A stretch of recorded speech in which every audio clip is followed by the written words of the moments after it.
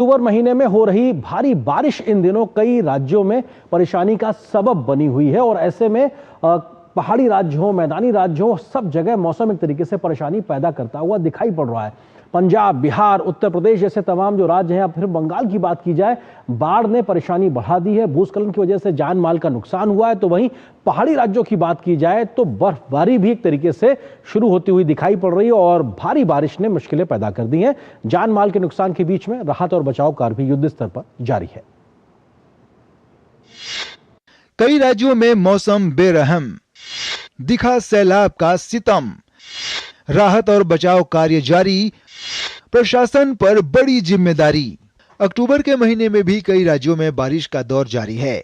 बिहार, पश्चिम बंगाल, पंजाब और जम्मू कश्मीर में कई जगहों पर बारिश से जनजीवन प्रभावित हुआ है, तो कुछ जगह सैलाब ने तबाही मचा दी है।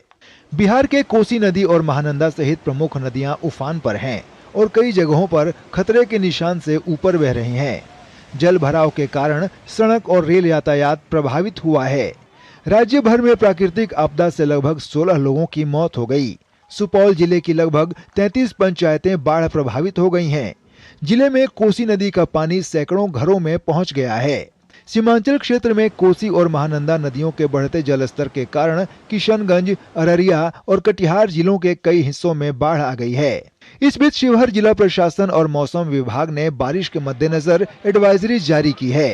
भारी वर्षा को देखते हुए स्कूल, आंगनबाड़ी केंद्र 2 दिन के लिए बंद किए गए हैं और सभी अधिकारियों को, सभी संबंधित डिपार्टमेंट के अधिकारियों को मुख्यालय में बने रहने हेतु सख्त हिदायत दी गई है तथा एक एडवाइजरी जारी की गई है कि नदी और तालाब से विशेषकर बच्चों को दूर रखें जब तक की स्थिति सामान्य नहीं हो जाती। तेज बारिश और लैंडस्लाइड ने पश्चिम बंगाल में कहर बरपाया है।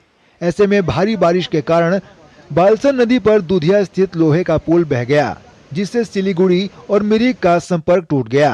पुल के ध्वस्त होने से वाहन आवागमन पूरी तरह से बंद हो गया है। वहीं दार्जिलिंग के मिरिक और अन्य इलाकों में भारी बारिश के कारण हुए भूस्खलनों से कई आवासीय भवनों को भारी नुकसान पहुंचा है। दूर दराज के कई गांवों का संपर्क टूट गया है। पश्चिम बंगाल के मुख्यमंत्री ममता बनर्जी ने दार्जिलिंग भूस्खलन की घटना पर कहा, हमने सभी पर्यटकों को बचा लिया है। केवल डायमंड हार्बर में एक व्यक्ति लापता है। सभी पर्यटक सुरक्षित हैं। पुलिस ने सामुदायिक रसोई भी शुरू कर दी है। वहीं जम्मू कश्मीर के कई भागों में कहीं बारिश और कहीं बर्फबारी हुई है।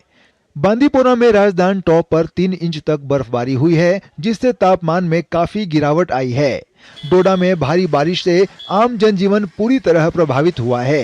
प्रशासन ने एहतियातन स्कूल कॉलेज बंद रखने के निर्देश दिए हैं।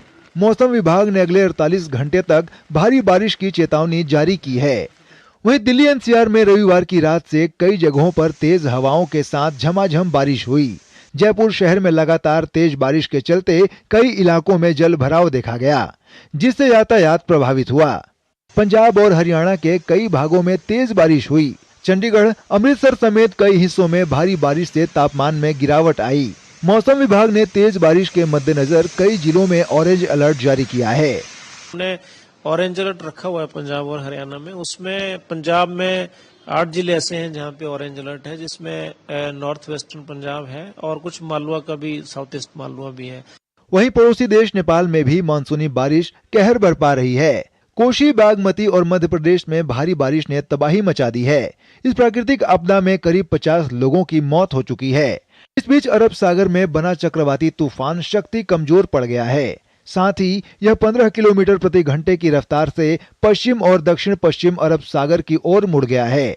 आईएमडी के अनुसार 7 अक्टूबर को दोपहर में पश्चिम मध्य और उत्तर पश्चिम अरब सागर में पहुंचने के बाद इसके और कमजोर होकर डिप्रेशन में बदलने की संभावना है। Bureau report, DD news. यहाँ पर एक और छोटे से ब्रेक के लिए रुकते हैं।